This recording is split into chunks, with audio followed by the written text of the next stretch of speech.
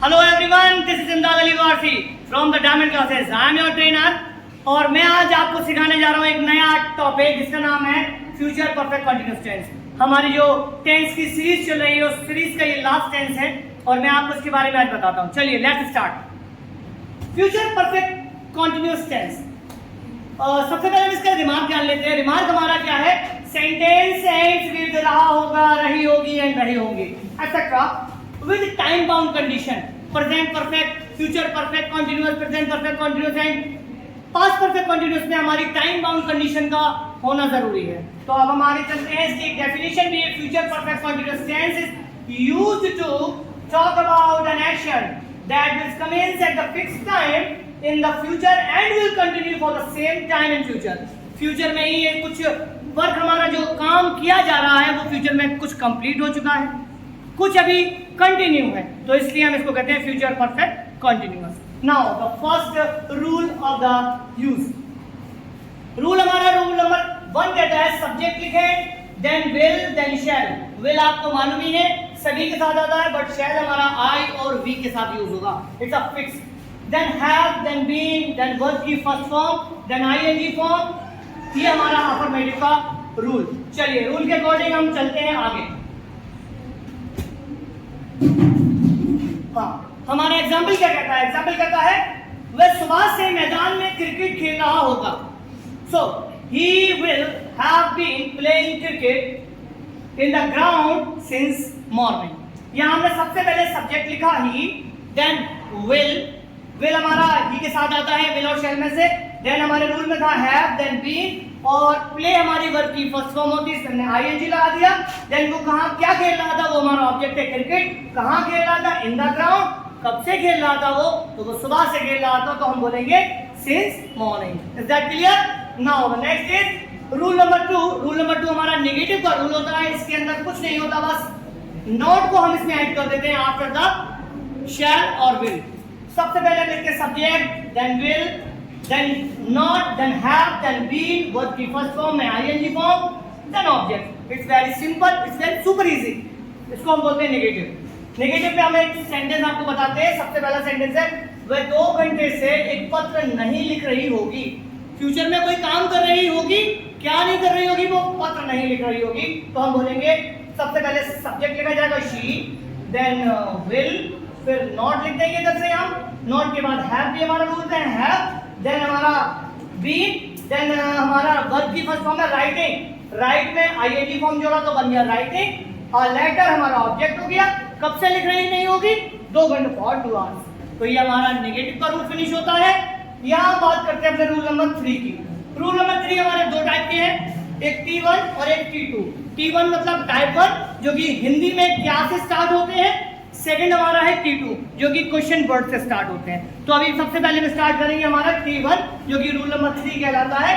इसमें helping verb हमारी आगे आ जाती है और सब्जेक्ट को हम उसके पीछे लिख देते हैं। बाकी रूल सारा का सारा बिल्कुल अदर रूल्स की तरह सेम रहता है। सबसे पहले हमने क्या करा, इसको हिंदी का एक सेंटेंस लेते हैं। क्या अंग्रेजी अध्यापक बहुत दिनों से एक पाठ पढ़ा रहा होगा? तो यहाँ क्या से स्टार्ट हुआ है? तो विल या शैल में हम अकॉर्डिंग टू द सब्जेक्ट अपनी वर्ब को रखेंगे। यहाँ द टीचर आ रहा है तो हम द इंग्लिश टीचर है तो विल यहाँ पहले ले लिया, will the English teacher. Not इसमें है नहीं तो हम इसको स्किप करते हैं, हैव यहाँ ले लिया। तो will the English teacher have been और वर्ब हमारा है टीच। टीच में आईएनजी प्रेस करा तो टीचिंग अ चैप्टर या लेसन, अ लेसन फॉर कितने दिनों से? फॉर मैनी डेज, काफी दिनों से, बहुत दिनों से। तो हमने फॉर लगा कर लिख दिया मैनी डेज। ये हमारा हुआ रूल नंबर 3। अब रूल नंबर 3 में ये एग्जाम्पल नंबर 1 था, मैं आपको एग्जाम्पल नंबर 2 दिखाता हूँ। एग्जाम्पल नंबर 2 हमारा इंटेरोगेटिव नेगेटिव होता है। वो कैसे होता है? इसमें क्या वाले सेंटेंस ही आते हैं हिंदी के, मगर उसमें साथ में नहीं भी लगा होता, नॉट का यूज होता है। वो कैसे होता है? सबसे पहले क्या तुम्हारा दोस्त 2 महीने से स्कूल नहीं जा रहा होगा? तो हम लिखेंगे will हमारा हेल्पिंग वर्ब आ गया। Then your friend, will your friend not have been going to school? going to school नहीं जा रहा होगा कब से? for 2 months, तो 2 महीने से। तो यहाँ पर हमारा इंटरोगेटिव में नेगेटिव का यूज भी हो जाता है। Now the T2 rule number 4। अब हमारा टाइप 2 स्टार्ट होता है और टाइप 2 में हमारे रूल कहता है सबसे पहले लिखिए क्वेश्चन वर्ड। क्वेश्चन वर्ड को मैं पहले बता चुका हूं क्या होता है क्वेश्चन वर्ड। जिस शब्द से सवाल पूछा जाता है उसको क्वेश्चन वर्ड कहते हैं। क्वेश्चन वर्ड कहते हैं उसको WH फैमिली भी बोलते हैं। WH फैमिली कितने वर्ड होते थे? व्हाई, व्हेन, वेयर, वो सभी आप लोगों को ऑलरेडी मैं बता चुका हूं।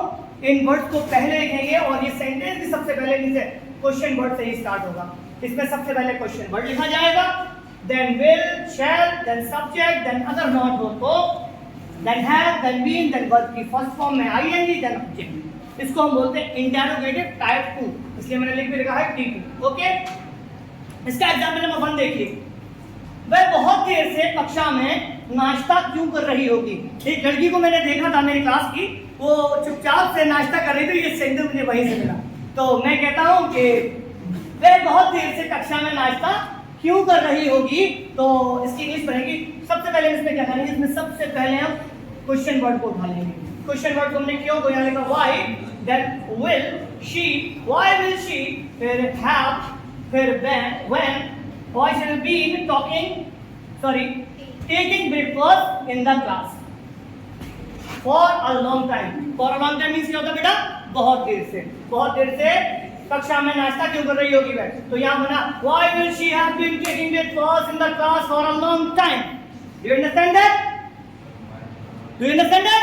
Yes sir. Okay, now the next is example number 2।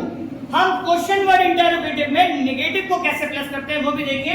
एक एग्जांपल के तौर पे मैंने देखा, भगवान राम 14 वर्षों से कहां नहीं रह रहे होंगे। भाई भगवान राम को उनके पिताजी ने जब एग्जाइल कर दिया, 14 वर्षों का वनवास दे दिया, तो फिर वो महल में नहीं रह रहे थे, फिर वो जंगल में रह रहे थे। तो वहीं से सेंटेंस मैंने उठाया कि वो कहां नहीं रह रहे होंगे। तो सेंटेंस बनता है, सबसे पहले कहां को ले लेंगे हम, क्योंकि ये क्वेश्चन वर्ड है। तो where will Lord Rama, where will Lord Rama, यहाँ क्योंकि नॉट भी है तो नॉट ले लिया। Where will Lord Rama not have been living for 14 years. 14 वर्षों से भगवान राम कहाँ नहीं रह रहे होंगे? वो महल में नहीं रह रहे होंगे। ठीक है, ये हमारा चैप्टर या टॉपिक कह सकते हैं आप, आज कंप्लीट होता है। इसका नाम है फ्यूचर परफेक्ट कॉन्टिन्यूअस। क्या आप लोगों को समझ में आया अच्छे से?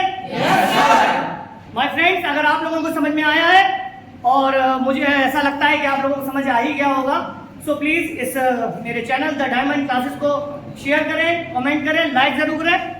Thank you so much. I'm your trainer Randal Livarsi from the Diamond Classes. Bye.